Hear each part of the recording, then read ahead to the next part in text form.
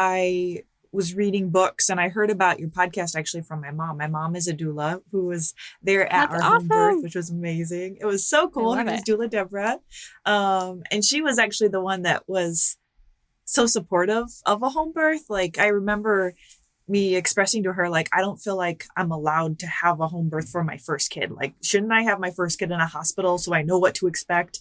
And I just remember her saying, you don't have to have an experience that you don't want in order to have an experience that you do want. Like, you don't have to go through some kind of possibly traumatic or, just a hospital birth that you're not going to enjoy or what you don't want in order to have like the home birth of your dreams. You don't have to experience it in order to experience it. Getting pregnant and giving birth are two of the most exciting things you can ever hope to experience in this life. The moment you think you could be pregnant, you're frantically searching for all the best information, which is why you're here today. I'm Stephanie King, and with my many years of experience as a professional childbirth educator, doula, and lover of all things pregnancy, birth, and postpartum, I'm here to make preparing for your birth enjoyable, empowering, and totally easy. Each week, I'll cover different topics, interview professionals, and get into the nitty-gritty birth stories from mamas just like you. And when you're ready for more, you can join me in the My Essential Birth course at myessentialbirth.com, where I take you step by step through exactly how to prepare your mind, body, spirit, and partner for a birth you love. So let's get started.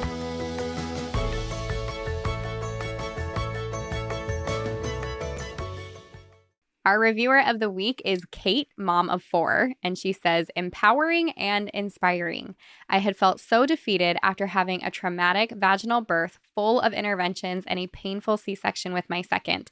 With my third, I wasn't even sure I wanted to try for a VBAC as I had no confidence in my own ability to birth my baby.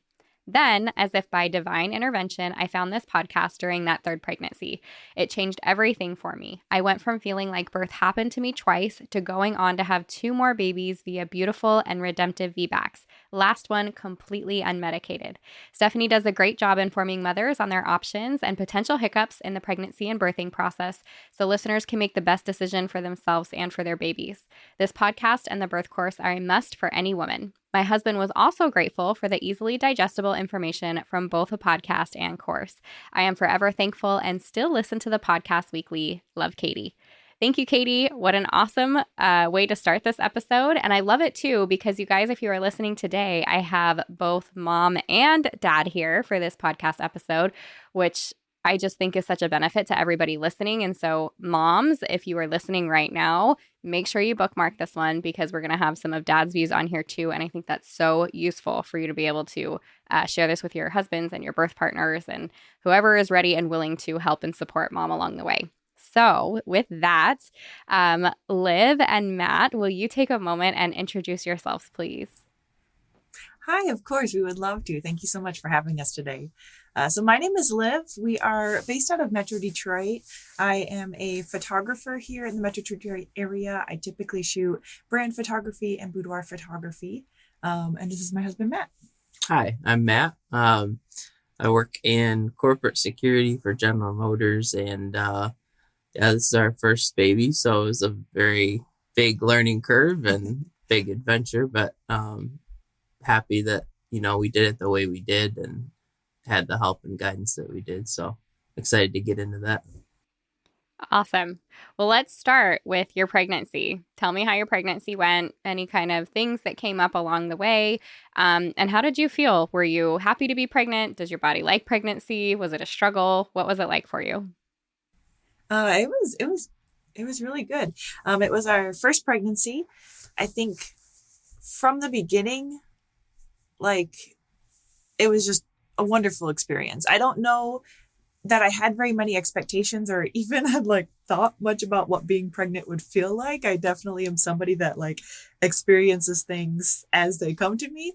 And so from the very beginning, it was just a really, really cool experience. I had a good bit of nausea in the first trimester, and that really surprised me because I was assuming incorrectly that third trimester was going to be the hardest, worst part of it.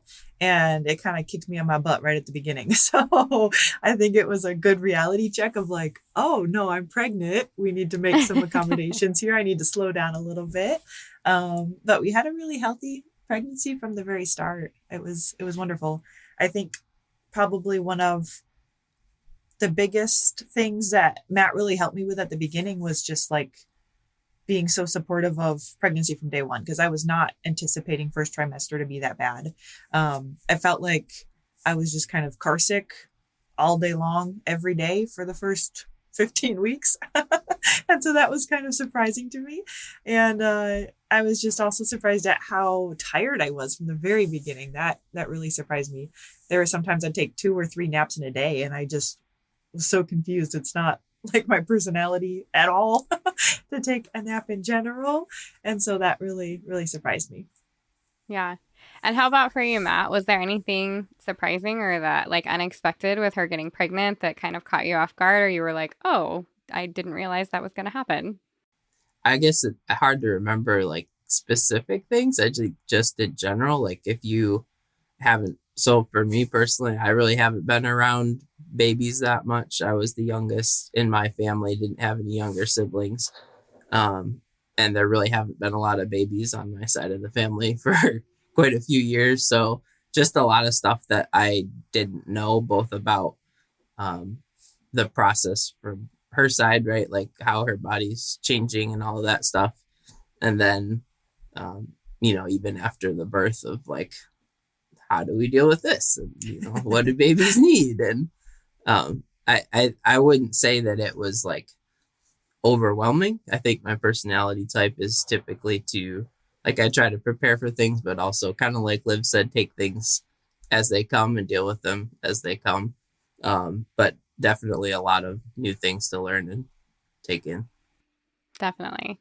When did you guys dive into the birth course? How early on or how late was that? We were pretty late to the game with that. I feel like with a lot of things in my pregnancy, I was just kind of, I feel like I was very overwhelmed at the beginning in that first trimester, and we were just kind of late to the game for everything. Like, we didn't I'll say it, in denial. In denial. Very in denial. I don't think we started the birth course probably until the 3rd trimester. We'll get into like things, but I was very nervous. I knew from the very beginning that I liked the idea of a home birth. But as a first time mom, it really scared me. And I felt like I wasn't allowed to. Like I had to have a 2nd or a 3rd kid before I was allowed to have it at home. And so I really dragged my feet on a lot of things. Like we didn't actually pick my midwife until I was about 20 weeks pregnant. We didn't get the birth course until I was in the 3rd trimester, and it was right around the corner. So we were definitely dragging our feet on some of those things. No, I think what you're speaking is just truth, that a lot of women, you're not alone in that. And so I think it's really awesome that you're sharing it right now, because other women are going to benefit from hearing it. That's very much the case. Even myself, right? Like I same thing. I wouldn't have thought. I'm like, no to home birth for sure with a first baby. That is where my head would have been. I didn't even know home birth was an option at that time. But then like there's just certain things that you're speaking that it's like, yes, women feel this way. So it actually really matters to say it out loud and to know that you're not alone. So I appreciate you sharing that. With that, and one of the reasons I asked is because I was curious. And since it wasn't until your 3rd trimester, it makes me wonder like what kind of snags or conversations maybe that you ran into maybe with your providers or things that happened during your pregnancy. Like, did you have at your 20 week, did you have an anatomy scan that showed baby was going to be older or younger? Like, and maybe you didn't have any information for those things yet. So did you run into anything like that during this pregnancy? Not as much. Like for as much as we dragged our feet about picking a provider and committing to a home birth, I feel like I was reading books, and I heard about your podcast actually from my mom. My mom is a doula who was there at our home birth, which was amazing. It was so cool. Her name's Doula Deborah. And she was actually the one that was so supportive of a home birth. Like I remember me expressing to her, like, I don't feel like I'm allowed to have a home birth for my first kid. Like, shouldn't I have my first kid in a hospital so I know what to expect? And I just remember her saying, you don't have to have an experience that you don't want in order to have an experience that you do want. Like, you don't have to go through some kind of possibly traumatic or, just a hospital birth that you're not going to enjoy or what you don't want in order to have like the home birth of your dreams. You don't have to experience it in order to experience it. And that was just such a huge revelation to me. And I think really gave me the permission to kind of step out in confidence and commit to having a home birth. And she was also the one that kind of encouraged me around that 20-week mark of like, okay, well, if you're going to do it, it's time to do it. You need to pick a midwife. We need to start getting things going. Maybe start thinking about those things. So it was really I love that from both a mom and a doula perspective. Also, yes. I feel like that's going to be the quote of the week when this birth story goes live, that you don't have to have an experience you don't want to have an experience that you do want. That is gold. So I'll quote Deborah, doula Deborah, on that one. Thank you. Yeah, that's so awesome. I love it. And I had no idea. I had no idea your mom was your doula. What a special story. Yeah, it was crazy. I do remember we did have, I don't remember which appointment it was, but there was some issues they found with, I want to say, kidneys potentially, where like it was duplex kidney. Okay, yeah. I didn't remember the details, but that was one thing that like it ended up being fine with the later, scans and appointments, but probably if we had been a little farther ahead and had picked all of our providers and everything sooner, that would have been a good time where we could have gone to them and gotten their opinion as opposed to, resorting to good old Google. Good old Dr. Google, yes. So Did you, before picking that midwife at 20 weeks, did you have any prenatal appointments? And did you have them with like your regular OB or who did you have them with? No, we didn't. I had one ultrasound around the 8 to 9 week mark just to confirm heartbeat and confirm the pregnancy. And after that, I really just dragged my feet. I was feeling good. I was feeling nauseous, but everything felt as it should be. We both were pretty calm about the whole thing. And we toured a birth center. We started looking into hospitals and things, but I am someone that I don't feel comfortable in a hospital. I get very anxious typically at medical providers, and I feel on a good day like it's a struggle for me to advocate for myself just when it's medical things. And so I knew with some of the stories I had heard of hospitals and just how you need to really advocate for yourself at a birth and labor and delivery, I just knew that it wasn't going to be a great fit for me and that I would not feel relaxed and comfortable during that whole time. So if the alternative was something where we got to be at home and we got to be comfortable and we got to be together and we could choose specifically the people that we knew ahead of time that were going to be there for our labor, and that I could just really experience it and let it happen as naturally and comfortably as it could, I knew that I would be so much more relaxed through my labor and that overall it would be a really good experience for us. Yeah, I like that. Matt, what did you think about this whole home birth scenario thing? Did that worry you at all? Did it seem like the natural next step? So I think I came from my family, I would say, is a little bit more open to like alternative approach to medicine, right? Like not rejecting modern medicine by any means, but just like I'm aware of the fact that there are issues, that with the systemic, there's systemic issues with modern medicine in some cases. And even as Olivia listened to podcasts like yours and, was reading books, we learned more of those things that she shared with me of like, hey, these are all the practices that are common in hospitals that are really aimed more at, cranking out, I guess, for lack of a better term, deliveries as opposed to actually providing personalized care for what that person needs.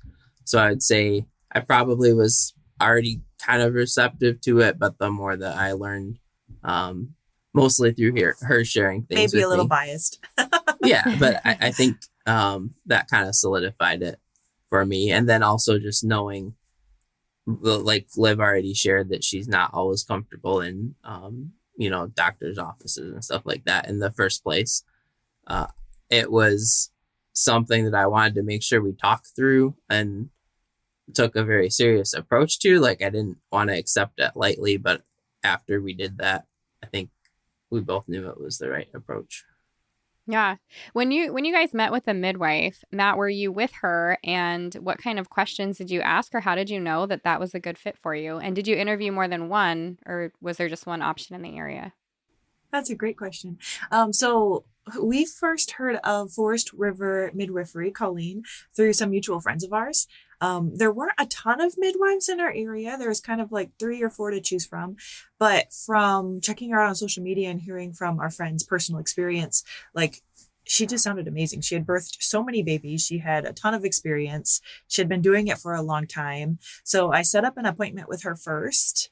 And I remember asking Matt because I found the midwife, and then I was like, oh, it's all coming together. Maybe I can have a home birth. Maybe this is a possibility for us. And I remember sitting and showing him her Facebook page and just reading through some of the stories of like, well, these people did it. Why can't I do it? If they did it, like they're here. Why can't we? And so we set up an appointment with her, and Colleen just had such an overwhelming sense of like peace and calm. And I am somebody that is super type A and super rush, and it's always going to the next thing. And so from that first prenatal appointment with her, we're like, it was an hour and we just talked. And I will admit a little bit of me was like, oh my gosh, what is taking so long? Why are we doing this? What are we doing? What have we done? And I realized like, she's perfect. Like she is so perfect. That is the environment I want to have my baby in. I want somebody that like has my full attention and hangs on my every word and is just so interested in how I'm feeling and what my baby's feeling. And it was such a night and day difference from like the one ultrasound appointment where they check you in, check you out, 5 minutes, you good, you feel fine, okay, great, call us next week, to somebody that actually sat down and listened. And so I came home and I told Matt, I was like, she's the one. I love her. I really like her. Do you want to meet her? And he was confident that if I felt comfortable with her, then he was fine. So he actually didn't meet Colleen until our 36-week appointment when she was officially on call and she came to our house for a home visit. So it was really, really just kind of fell together. She was a perfect fit for us. That's great. Tell me a little bit about how you prepared for your birth. So you dove into the birth course in the 3rd trimester. What kind of things did you start doing right away? And how did you guys work together on preparing for the birth? I think from the very beginning, when I found out I was pregnant, we were very intentional about preparing for the labor. In first trimester, it freaked me out so bad. Like I still remember telling me, I was like, oh my gosh, there's a baby in me and it has to come out. Like what? And I remember him being like, yeah, that's kind of how this works. And the further and further along to the 3rd trimester, the more and more excited I was to get the baby out of me and to look forward to labor and just to be able to meet her and just not be pregnant anymore. So from day one, he was so accountable with me of eating healthy, of making sure I was moving, walking, exercising. As a photographer, it is a very active job. And I knew that I wanted to work for the majority of my pregnancy. So I was shooting weddings up until like 28, 29 weeks pregnant. I was moving a lot, and that helped a ton for the 1st and 2nd trimester. I think around halfway through the 2nd trimester and every night through the 3rd, I started doing the 3 exercises in your course. I was doing all my stretches. I started practicing my breathing and my breath work. And I ended up writing a ton of mantras on the mirrors in our bedroom. A lot of people that had babies before me were asking me like, oh, well, you should do hypnobirthing. Are you relaxing? Practice your relaxation techniques. And I remember in the 3rd trimester being so frustrated at how intangible that was and just being like, I breathe every day. Am I doing it right? I don't know. Like, how do you know if you've prepared enough relaxation techniques? Am I relaxed? I don't know. And so I found that those mantras really made a huge difference. And despite having a home birth, I'm not a super woo-woo person. So it wasn't so much like memorization or just mantras for the sake of having mantras, but I found it to be a really tangible way to kind of respond to those negative thoughts and the doubts that I had, because I was still, I was confident in my decision to have a home birth, but I was still having like those fears and insecurities up until the 3rd trimester of like, well, what if I don't know how to do this? What happens if I don't know what to do? And just having that mantra to be able to respond with, my body knows how to birth my baby, was huge. What if I start labor and the labor is too painful and I don't have an epidural? Like, what happens if that happens? And just being able to respond with that with, the pain is not going to be too much for me because my body is the thing producing the pain. And like, the things to combat the pain. And, what if something terrible happens? And just having the mantra of God has already written this birth story and fear has no place in this birth. Like, that was so huge to me. And I'm getting goosebumps because Me there were too. times that, oh, good. There were times that I told myself that, and I was so fearful of the unknown and so fearful of not knowing what to expect and what would happen.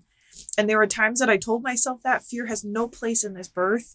And it was with like tears coming down my eyes as I'm doing my stretches and exercising, knowing that I felt so fearful.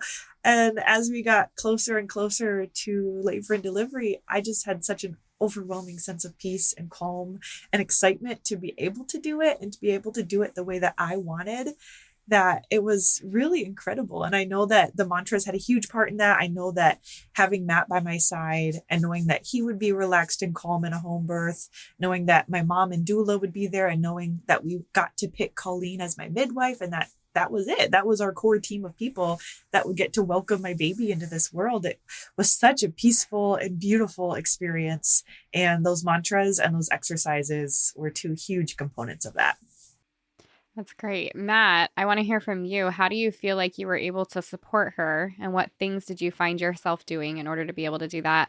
And then what kind of preparation did you end up doing for yourself? Because I don't know that we talk about that enough, because there's a lot of prep work that goes into being a dad. I mean, I'll be completely honest. I probably didn't have enough of the preparation on the front side of it. I feel like I think I was able to offer a lot of support after the birth, and I don't know, maybe we'll get into that, but like ahead of time, I definitely was one of those husbands that probably pretty commonly is like, well, you can, you're the one that has to give birth, so I'll let you learn all of the breathing techniques and stuff, and like I'll be there and I'll support you for sure, but I didn't dive into the details probably as much as I could have. I would say that I think it worked for us, but wouldn't necessarily like advocate. I think other husbands, you probably should get a little bit more involved in the preparation and all that. Can I jump in? Yeah. Because I wasn't sure if you're going to bring that up or not. I remember like first trimester, I was so excited. We were pregnant. I had this whole stack of books. I had this whole videos, all this stuff. And I was like, okay, I finished this one. Do you want to read it? And he looked at me, he was like, I am not going to read any of those books. He's like, if there is something specifically you want me to read, then of course I'll read it, but I'm not, you enjoy that. And at first I was really like kind of hurt and like, what the heck, man, you're about to be a dad too. And then I was kind of frustrated, like, oh, okay, like, I guess you're supposed to be supportive in this. But the more that we like did it, the more I educated myself. And now with hindsight, I'm kind of glad that you were like that, because it really helped me take responsibility for my own preparations for labor. And it gave us really cool opportunities to have amazing conversations about what I was feeling, what was happening with my body, how to prep for labor. And I feel like if we both were just reading books at the same time, we wouldn't have had that like bonding experience to be able to talk through it. And it was really fun. Every night when we would make dinner, I'd be like, did you know my blood volume is doubling right now? And we'd talk about that. Did you know for labor, the contractions are going to like this, and this? And it was really cool to be able to have those like real life conversations instead of him reading books, me reading books, and kind of comparing notes. Just like to piggyback off of that, I think I was kind of already going to go there anyway, of one of the things that I think I did do a good job of ahead of time and that I would recommend is having really good communication about like some of the specific things that come to mind is how understanding how your spouse receives support and love, and like the love languages, and even just, I guess, having a good foundation of those types of things ahead of time. And that's going to look different for different people. But like we talked ahead of time about how I told her, like, I'm not usually a super verbal affirmation person. Like I'm more of a quiet support and like, having a hand on her knee and offering that kind of physical presence. And so we talked through some of that stuff of like me saying, hey, this is how I think I'm naturally going to be supporting you during the delivery.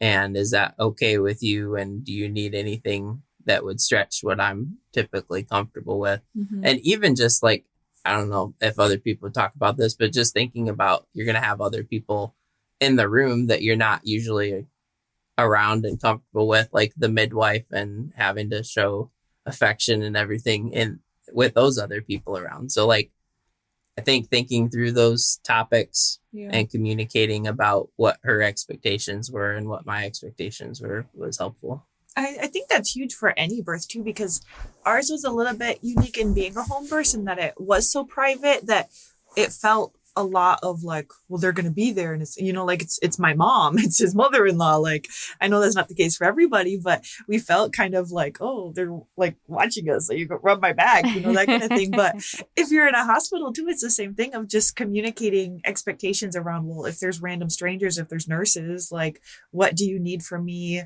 What should I expect from you? And for me to be able to have the space of like, well, I don't know what I'm going to need because I've never been in labor before. I don't know. I might need you to, I might not. But just knowing and kind of having those expectations. Like I remember him being like, I'm not really the type that's going to be like super verbal encouragement. And knowing that my midwife and my doula was, I was like, that's fine. I'll get that from them. I need you to be near me. Like, I want you to be holding my hand. I don't know if I'm going to want you like rubbing my back and stuff, but like, I just need to know that you're there, because as long as you were there, as long as you're in the room, I remember joking with you and being like, you better hold it, because if I'm not going to the bathroom, you're not leaving the room. If you're hungry, I'm hungry. Like, we are in this together. So don't leave me. That was the big thing for me, to find support and comfort through his presence. Yeah, I actually think what you said is just perfect for dads to hear. And I think I don't know that I've approached it from that angle before. So it's definitely something that, like, even as I'm making course updates and such right now, like, that needs to go in. Dads posing that question. This is how I'm comfortable. What do you need? Instead of, oftentimes what I have moms do is let them know what you need, which is helpful. But I actually I love hearing it from that perspective as well. So I think that's really helpful. And then you also mentioned, Liv, that he was really good about reminding you to eat well or do your exercises or check in with you on those kinds of things. And that's something that we need, and even if the only reason to have it, not necessarily to remind us, because maybe we're really good at that, but is to know that they're paying attention. That it's that, like, I love you enough to ask you, that I know these things matter to you.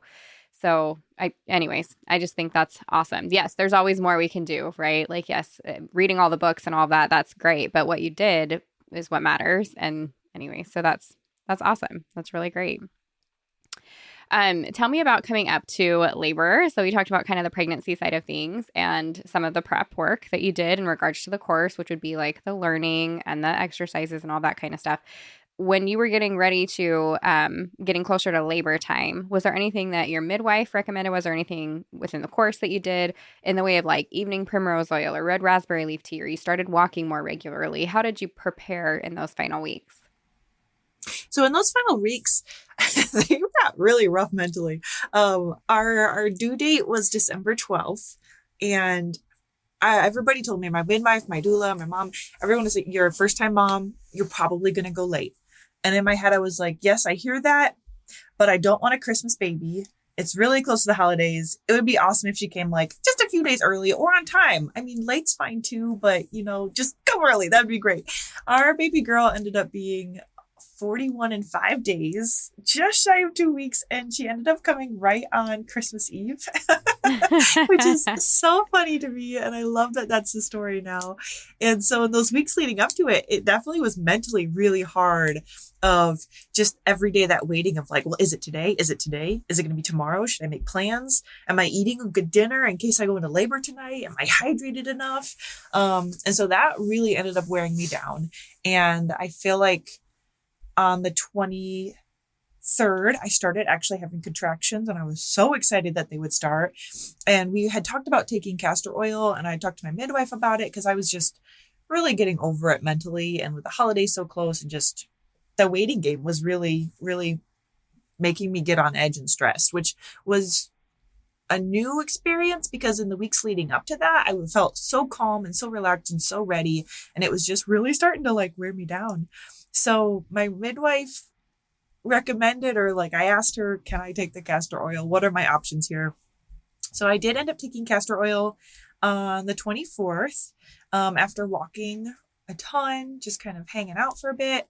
So that was awesome because it did kickstart my labor. Castor oil is disgusting. I just want to throw that out there.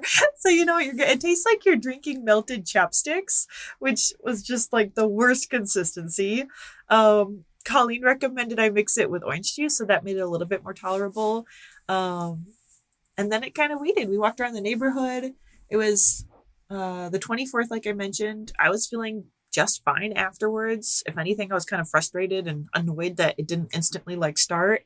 And so he ended up going for a hike in a park nearby. I ended up starting to watch Elf, and then just got so tired, took a nap and slept for like 2 hours.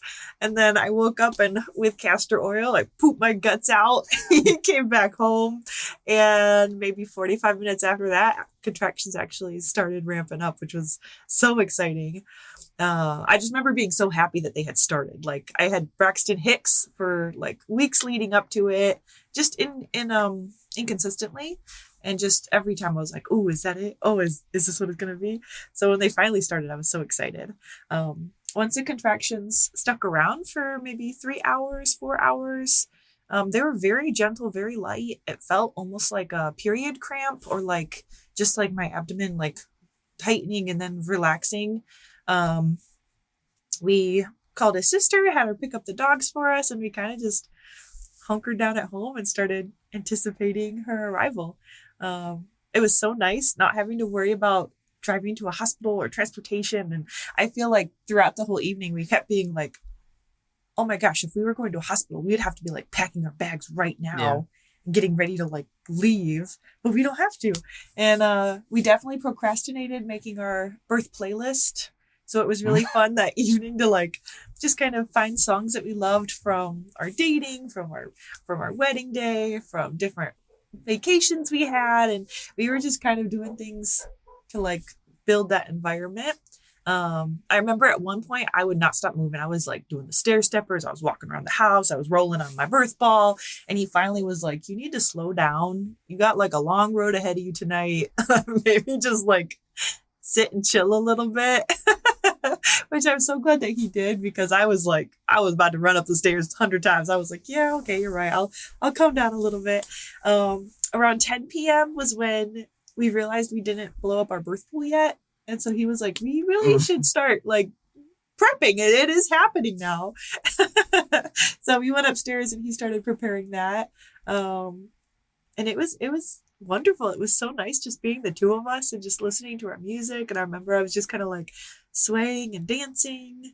I want to say contractions were maybe 5 minutes apart at this point.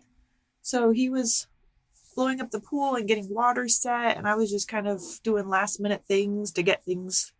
Honestly, everything was prepped and ready to go. I was just kind of wandering around and just enjoying it, which sounds so crazy. And I never thought that I would ever say that. Like if you had asked me before I was pregnant or first trimester, like if I was going to be that enthusiastic about my labor, I would have thought that you were insane, because it was just not what I was expecting at all. I think mindset wise for labor, I really viewed it as a marathon, as far as like a physical activity, and as far as like not being a sprint. That is something that really helped me, of like viewing it as a physical thing first and kind of an emotional thing second.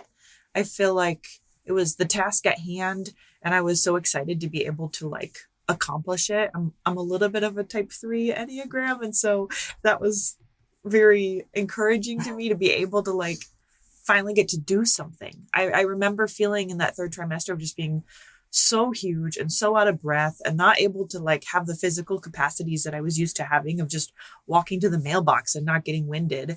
And so to be able to actually have like labor start and to do something was really exciting for me. Yeah, is there anything totally it would be to that? I mean, I think as far as like the prep up before that in the last couple weeks, I know you were already doing the exercises and stretches and stuff, but like definitely got a lot more regular and serious about it, especially in the few weeks leading up to beforehand. Yeah. Yeah, I think just setting the environment. And again, like talking through some of those things beforehand of like, how do you want making sure your house is clean, and wherever you're, like, if you are doing a home birth, that you cleaned your bedroom, and It's everything relaxed, it's smells ready. nice, and right, yeah, we had the essential oils going and all that good stuff. So Yeah, that's awesome. So from the beginning, you kind of mentioned that, so you noticed the difference between Braxton Hicks and when you started having real contractions. And you said it felt like a cramping down low. How did those change over time? And did they start 5 minutes apart, or did they get closer? Tell me a little bit about your contractions as you worked through labor. Yeah, so the contractions definitely, I've heard them referred to almost as like visualizing a wave. And it definitely felt like that, of feeling it kind of start really lightly and then get more intense and then kind of lighten back out again. And for most of the evening, they were consistently getting shorter and shorter spaced apart. I think they started around 6 p.m. And by the time it got to be around 11:30, 12:30, it started to reach that point. I felt so bad for Matt. Every maybe 20 minutes, he was like, should we call the doula? Should we call our midwife? Are you ready? Should we call them? Should we let them know?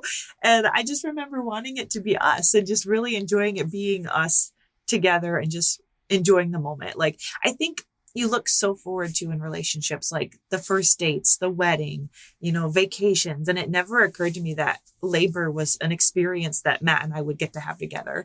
And so I was really just excited to be able to do that. And even though he wasn't the one having the baby, like, he was such a supportive and active role in that evening with it being a home birth, like that responsibility felt shared in that sense. And so I was just really enjoying it just being the two of us. But when it got to the point where the contractions started to get more intense, they never really got painful, which I think was a lot of the mindset work in your podcast and your web course of just kind of flipping that script a little bit.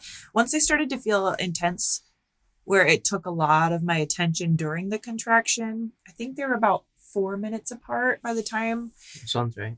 We called my mom and doula first. I remember feeling like I wanted it to just be Matt and I. And then I had a contraction. I remember feeling, okay, this one feels a little serious. And I feel more comfortable if other people are here. Like, I'm ready for people to start making their way over. Like, I want my doula now. About 30 minutes after that, maybe 20, I called our midwife and I was like, okay, this is starting to actually feel like real labor. Like, they just tickled before. They were just like, oh, the baby's coming, yay. And now all of a sudden I was like, well, these are contractions. Like, they're lasting longer, they're more intense. So we called both of them. They started making their way over. They had told us ahead of time, like, we live 30 minutes away, but plan for us to take an hour in case baggage, time of day, whatever. So I had assumed they would get there around 1:30. They both got there around 1:45. And at that point, like, I was still talking through contractions. I was still aware of my surroundings. I definitely wasn't in like labor land yet, but they were taking more of my attention, and it was a little bit harder for me to focus on other things as they were happening. I was really zoned in on my breathing and just kind of relaxing through them. And I remember that they both got here and they told me that they met in the front door and they were like, she seems super relaxed. She seems chill. First time mom. It'll probably be 3 or 4 hours. No big deal. They're just settling in. They came in, checked on me. And I remember our midwife went to use the fetal monitoring and find a heartbeat. And she was having a hard time finding one because our baby had switched. So she was, I believe it was posterior, where I was having a lot of back contractions. And so they were like, oh, we should flip her around maybe. So they had me hop on the bed on all fours, and my doula got her rebozo, and they started shaking my booty, shaking the apples during contractions. And it was probably 2 or 3 contractions. And I felt like a massive like stroop. And she just like completely twisted around.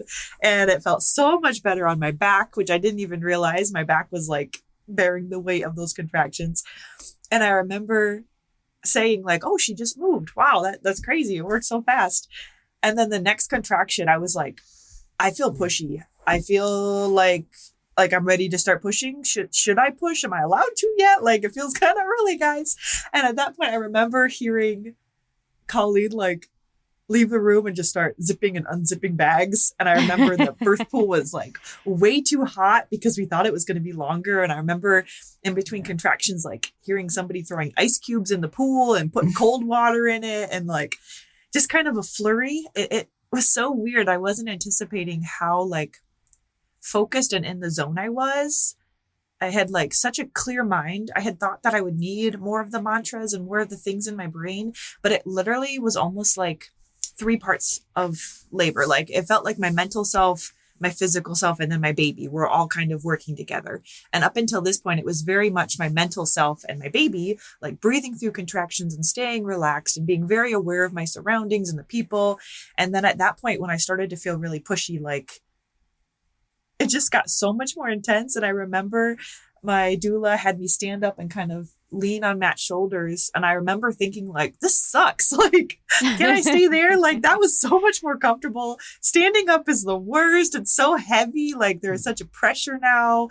The contractions are more intense. I think that's a good point to like interject is the things that you thought maybe were most comfortable for you in the moment weren't necessarily the things that you needed to. So like having the doula and the midwife there to offer that, like obviously they're going to be there, or whoever your providers are going to be there. But like, that was interesting to me of, I think you were maybe kneeling on the floor for a long time. And then when they realized what was going on, they had the, interjections of you probably should switch to this position, and it helped a lot. So like, even though you were comfortable where you were, you needed that guidance of a better position, I guess. Absolutely. And I love that you brought that up, because mentally and physically I felt like, oh, I'm doing really good. Like labor's feeling fine. This is going great. I can do this all day. And it wasn't until they were like, we need to switch things up. We need to move you.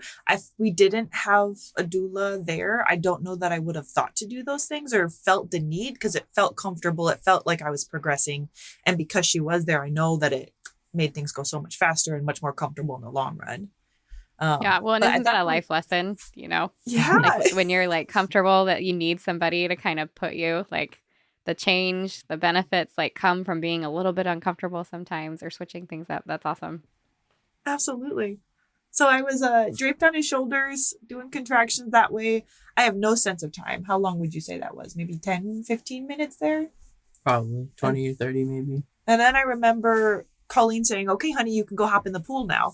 And I remember just being so like, what? Already? Like, wait, is this transition? Like, it seems way too, you just got here. Like, I can hop in the pool already. And she was like, yes, get in the pool. It's time to hop in the pool. And it felt so, so good. Like listening to the podcast and other home birth stories, everybody said water is nature's epidural. And I'll be honest, the whole time I was like, fat chance. We'll see about that. It's just a tub of water. Like, I don't know. And I remember hopping in it and being like, they were right. This feels amazing. And it felt so good. And then at that point, pushing actually started. I think in total, I was probably in the tub 30 or 45 minutes. Yeah. And that was the crazy part, Stephanie, because at that point, it felt like my mental state kind of stepped out of the way, and it was my physical body and my baby working together. And I remember being so surprised by that, because I could feel like the contraction starting, and then it was my entire body like pushing my baby out to the point that like I couldn't stop it. I couldn't do anything if I wanted to. And it was literally just like my whole torso coursing and pushing her out. And it was demanding all of my focus just to stay on top of breathing. And that was a huge part of having Matt with me, because I remember his face was right next to mine. And when I couldn't like think through or like think to breathe, he was there breathing with me. And so all I had to do was like copycat his breath. So I think that was something that was huge, which we didn't like. We did the birth course and we kind of were prepared for that, but we didn't practice that as much as we should have for that. I think we would change that going forward. But at that point, it was intense, and it still wasn't, I would say, painful as much as it was just such an intense pressure. At one point, Colleen said, there's your baby's head is there. Reach down, you can feel your baby's head. And that was like so insane. At that point, my water broke in the pool, which was crazy. She was like, your water just broke. And I was like, I can't tell any difference. Okay, great. That's awesome. And at that point, I started bleeding really bad, to the point where the tub started filling up with a lot of blood. And at this point, I was just doing my contractions, following along. And Colleen asked me to get out of the tub. She didn't feel comfortable with that anymore. It was too much blood. And I hopped on the bed, which we had prepared in case of needing that. And I was definitely hemorrhaging. And I remember hearing Colleen say, okay, we need to get the baby out. You need to really push on this next one. Otherwise, we're going to need to call for a transfer, which with a home birth, I feel like that's always the big bad, like, oh, well, what if you need a hospital? And we had prepared for it. We had talked through who was going to drive, where we're going to go, what's going to happen. And so I remember just feeling this overwhelming sense of calm, of just like, it was a fact that Colleen said, just a statement. And so that's what's going to happen next if we can't. And I just pushed as hard as I could. And it felt like a contraction or two later, our baby girl was born. And it was absolutely incredible. And my mom was my doula. So she got to catch her 7th grandchild. And it was just so incredible to have like the first person my baby girl met be her grandma, and the second person to be her mom and her dad. Like, that is just something that we never would have had in a hospital. And it's just such an extra like gift that we got to have. That's really special. Whew. Yeah. I'll do my usual MO and bring us back to some practical real quick, because when we were talking about contractions, something I think was really helpful was we had like an app for measuring the time and the like how long they're lasting in the time between contractions. And I don't know that was super helpful once we got closer to the delivery for her to be like, because I feel like she kind of got sucked into that. Yeah. But I think it was really helpful for me, because I obviously was much more detached from the process than she was. So I had the capacity to be like keeping an eye on that and helping to tell when we needed to call doula and midwife and all that. So like, that's one thing I would throw out, is if you can get one of those apps and use it, I think it's helpful.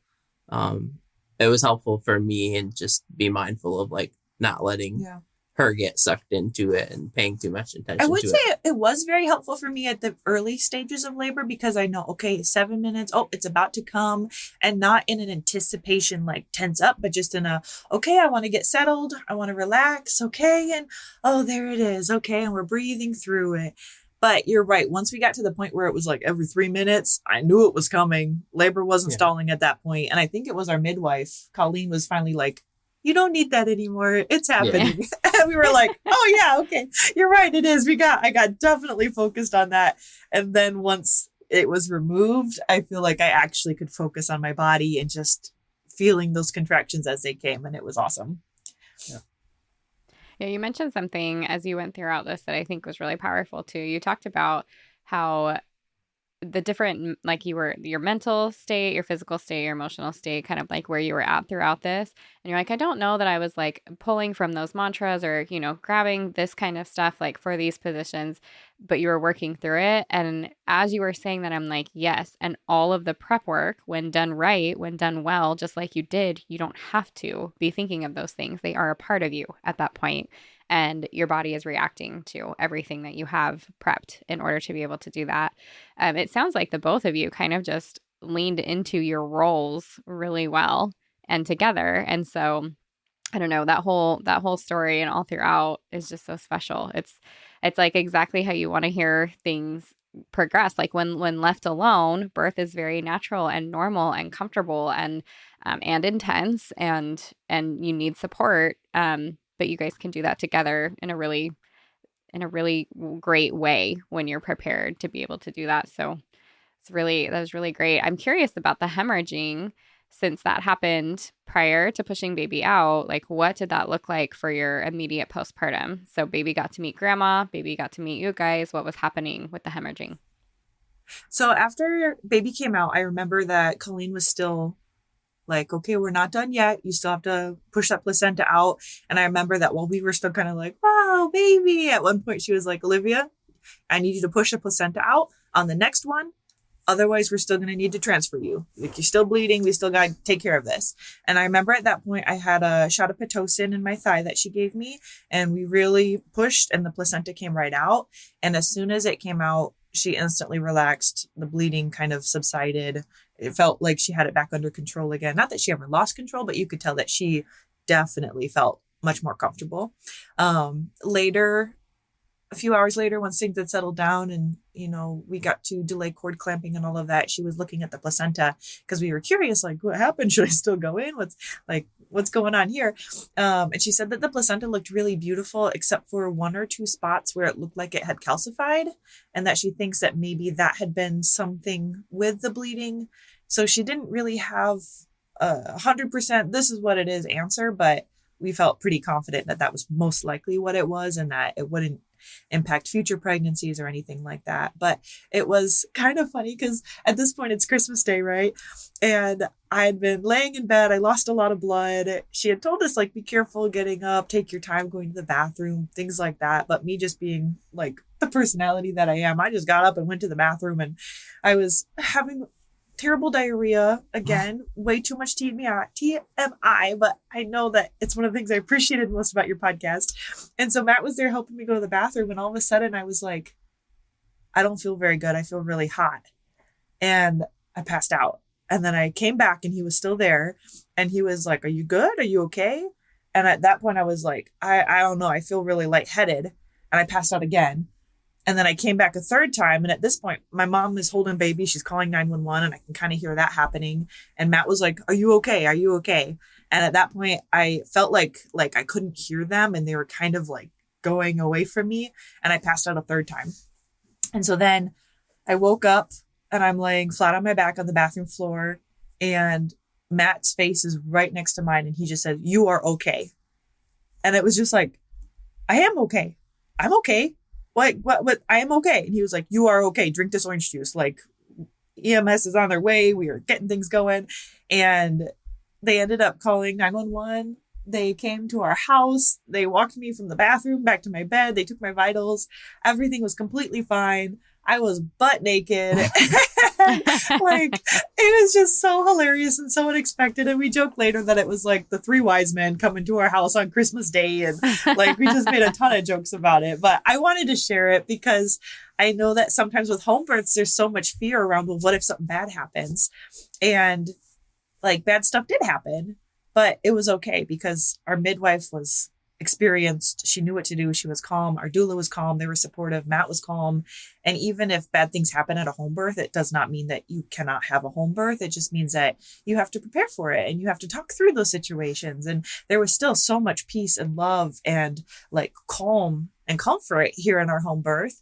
And I just feel like if I had had like the perfect dream 9-hour labor, babies here, home birth, I would feel really anxious going into another one of like, well, what if something bad happens? Because it was too good. And I was really happy in hindsight that something bad did happen, and just like the peace is still there. Like, it is still a beautiful, wonderful experience. So if you are feeling really insecure about a home birth or what if something bad happens, like it might happen, but your midwife is prepared. There are hospitals nearby. Take those things into account, but don't let that rob you of an incredible experience and home birth because of a what if fear. Yeah. Speaking with your midwife or even the people who came and you were fine once you got moving, did they, because of the whole orange juice thing, I'm just wondering, do they think it was a blood sugar thing? Did you think you just lost too much blood too quick? Was there any kind of like theory behind that? I think blood pressure, as opposed to blood sugar. Totally. Yeah. So yeah, she had to basically she needed to get down and not be sitting up and elevated feet. It was just, she moved too fast, too quickly after losing that amount of blood. So, and it was back to not normal, but like normal pretty quick, right? I think one of the paramedics commented, your vitals are better than mine, 5 minutes after they got here. So it was just, she went too fast, too quickly. Yeah. Which is common. That happens in hospitals as well. And we know, right? That's why you go to the bathroom with somebody. So yeah. I'm glad you shared that. Yeah. Mm-hmm. Matt, was that pretty scary for you? Were you like, what just happened? And did you have like concerns? Because, was it like oh shoot, we did this at home. What were we thinking? Like everything that goes through your head at that moment. What was that like for you? I mean, definitely was stressful situation. I think I was more the like emotional impact for me, I think, was more during the actual birth of when she was hemorrhaging then. And just like, I think I was a little bit more, not that what she described wasn't accurate, but like I was more aware of all of the signals that I was picking up from the midwife, and like maybe the level of concern that was there that, because she had other things going on, wasn't picking up on those things. So like, I think that probably was the most stressful part for me, was actually during the birth, and just like not knowing if we were going to have to go to the hospital and if they were going to be able to get the bleeding under control. I think her passing out, again, it was stressful, but like, felt more normal. Not normal, but just like, it wasn't overwhelming. It was very helpful to have her mother stayed, as part of the doula side of it too. She stayed for, I think pretty much the whole day afterwards, just so we got sleep and stuff. No, but I'm just saying, like, having another person there to, watch the baby and to be on the phone to call 911. So I was able to give full attention to Olivia and to get her down onto the floor so she wasn't, falling off of the toilet and all that good stuff. So yeah, like having somebody else there to be the second person and make the calls was helpful. Also, like I have a fairly stressful job, so you can't control that, but like if you're already inoculated to stress, it helps with that. So When I think you brought up a good point, that is something that maybe we don't talk to dads about enough, but as a doula or as a dad, you are, I would say, even hyper aware of all of the other things going on while also standing as the rock supporting mom. And so that can be difficult in a different way. There's been many times where, and it is great. I've had the conversations with moms postpartum where I've been a doula at their birth, and I come back postpartum afterwards and we do our check-in, and I'm like, tell me about your birth, because I want to hear the birth story from their point of view again, and what kind of trauma did they have, or was there anything that we need to talk about, anything like that. And they'll have just these incredible experiences. And I'm in the background, like, I saw this, I saw that, I saw, like, it's like making me uncomfortable. You know what I mean? And so it's like, well, great. That's awesome. Like if they had a great birth, if she felt safe and protected and all of that during that, then everyone else in the room did their job. Right? Like, unless there was an absolute, like where you said Colleen grabbed your attention, like, hey, look at me, I actually do need this now, and having to be a little bit more stern with like her concerns and your safety.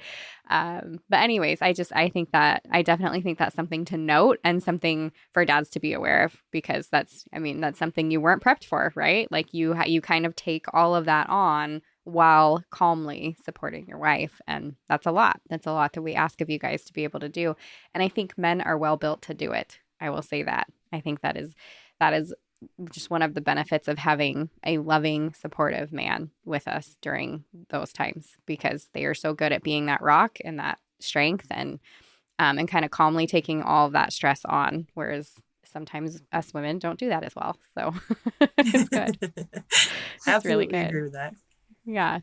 Okay. I don't want to keep you guys too long, but I do love to end these with, I want to hear your best advice for moms and best advice for dads from each of you. So Liv, give me your best advice for moms and best advice for dads. I would say my best advice for moms, I think if you're considering a home birth, surround yourself with supportive people in your life, like regardless of if it's a home birth actually, or a hospital or birthing center, like whatever your preferences are for your birth, surround yourself with people that will support that.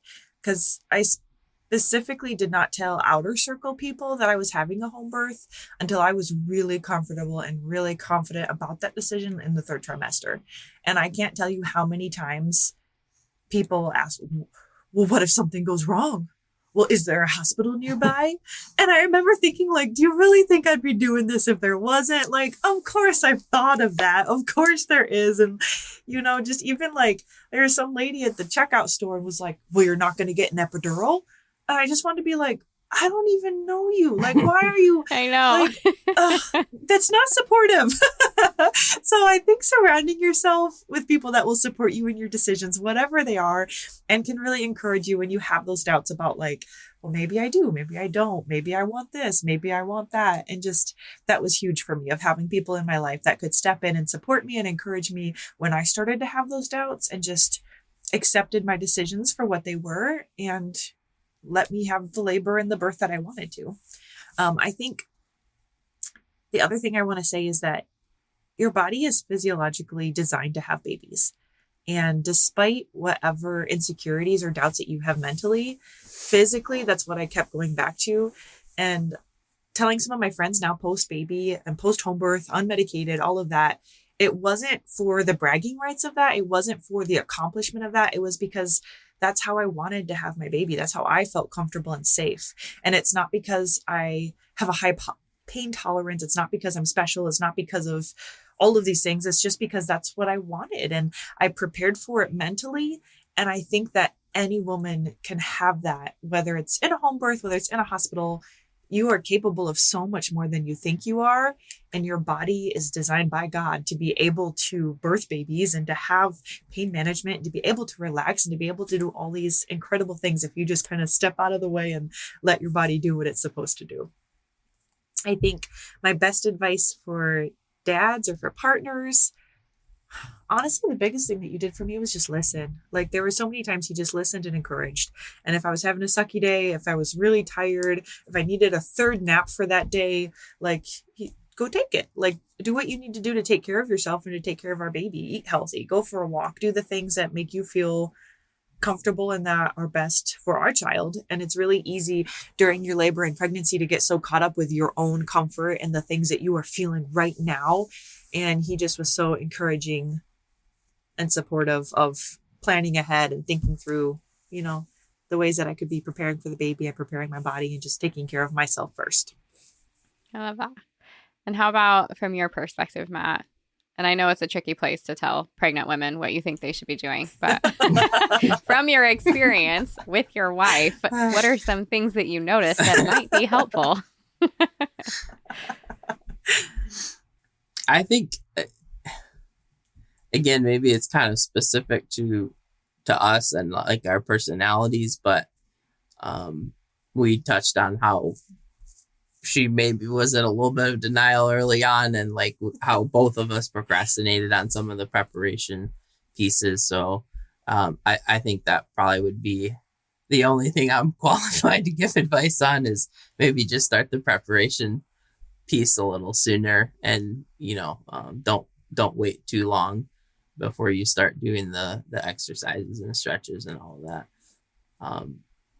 For dads, I think, again, I'm going to go super practical, but like, after, do as much as you can to be as available and present as you can be after the birth, because I was not, I think we handled it fine, but I wasn't necessarily aware of or prepared for just how completely dependent she was going to be after the fact.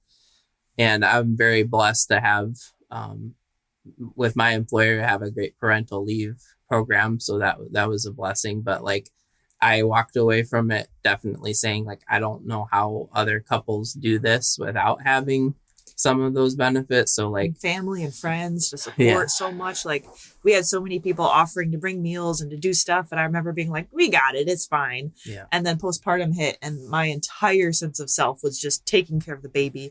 And all of Matt's time and responsibility was just taking care of me.